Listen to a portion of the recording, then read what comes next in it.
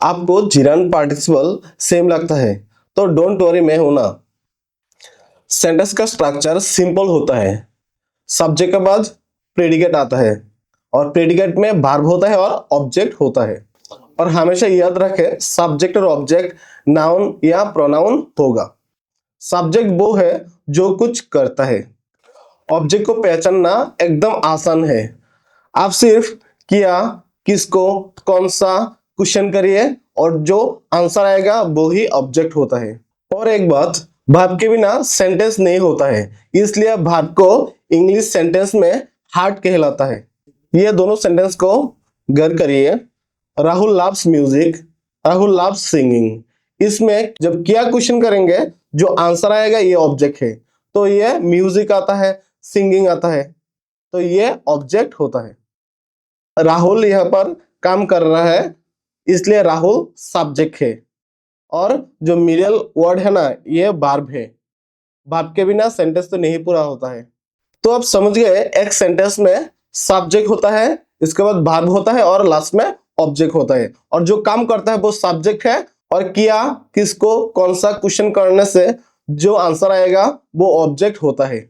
और हमेशा यह याद रखना कि सब्जेक्ट और ऑब्जेक्ट नाउन या प्रोनाउन होता है। ये जिरन में काम आएगा।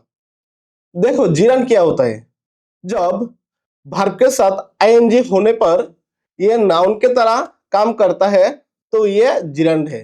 तो मैंने पहले भी बोला है कि जो नाउन है ना, यह सब्जेक्ट होगा और यह ऑब्जेक्ट होगा। लेकिन याद रखिए, यह वर्ब के जगह नहीं होगा, यह सिर्फ सब्जेक्ट या ऑब्जेक्ट के जगह पर ही होगा। यह दोनों सेंटेंस पर गौर करिए। राहुल लव्स सिंगिंग और दूसरा है सिंगिंग इज एन आर्ट। इसमें देखिए वर्ब प्लस आईएनजी पहला वाला में लास्ट में है और दूसरे वाला में पहले है। दैट मीन्स जब सब्जेक्ट या ऑब्जेक्ट के जगह वर्ब प्लस आईएनजी होगा तब यह जिरंड होगा। अभी पार्टिसिपल है। पार्टिसिपल में जाने के पहले आपको एडजेक्टिव क्या है यह जानना पड़ेगा। ये एडजेक्टिव है ना, ये बेसिकली नाउन के पहले बैठता है। और याद रखिए, वर्ब के साथ आईएनजी होने से ही यह जिरंड नहीं होगा और पार्टिसिपल नहीं होगा।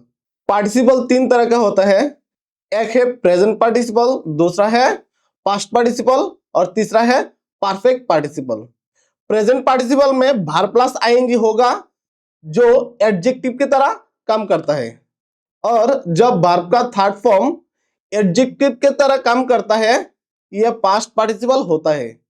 जब एक काम कंप्लीट होने के बाद दूसरा शुरू होता है तब परफेक्ट पार्टिसिपल होता है। परफेक्ट पार्टिसिपल में हैविंग प्लस पास्ट पार्टिसिपल होता है और ये क्लॉज के और सेंटेंस के बाद एक कॉमा होता है, इसके बाद दूसरा सेंटेंस स्टार्ट होता है। इंफिनिटिव बहुत इजी होता है। जब टू के बाद वर्ब का बेस फॉर्म आता है तो अब इंफिनिटिव होता है। The singing bird woke me, I saw a singing bird. ये सिंगिंग नाउन बर्ड के पहले ही बैठा है, इसलिए ये पार्टिसिपल है, I mean present participle. Snigdha has bought a broken plate. इसमें प्लेट नाउन है, इसके पहले ब्रोकन पास्ट पार्टिसिपल यूज हुआ है, तो ये पास्ट पार्टिसिपल है। ये एग्जांपल गौर करिए। Having finished the work she went to sleep.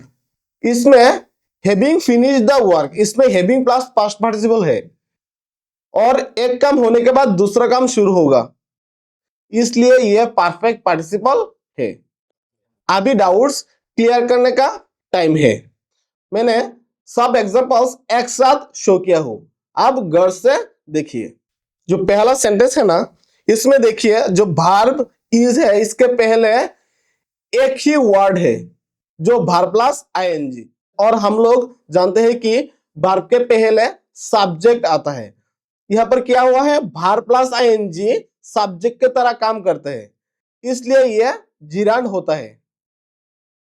और जो द सिंगिंग बर्ड है ना, इसमें बर्ड नाउन है और नाउन के पहले एडजेक्टिव होता है। तो मैंने पहले भी बोला, जब एडजेक्टिव नाउन के पहले बैठता है और यह वर्ब प्लस आईएनजी होता है तब यह प्रेजेंट पार्टिसिपल होता है।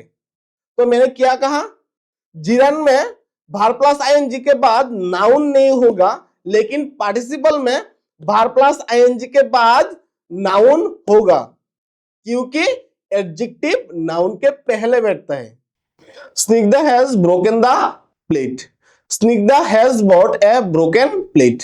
इन दोनों सेंटेंस में आप गौर करिए, पहला जो सेंटेंस है ना, इसमें हैज ब्रोकन, हम लोग जानते हैं कि प्रेजेंट परफेक्ट टेंस में हैज के बाद पास्ट पार्टिसिपल आता है, तो ये बेसिकली वर्ब है और वर्ब फ्रेज है, ये पास्ट पार्टिसिपल नहीं है, क्योंकि मैंने कहा है जो पास्ट पार्टिसिपल है ना, ये एडजेक्टिव के पहले ही बैठता है।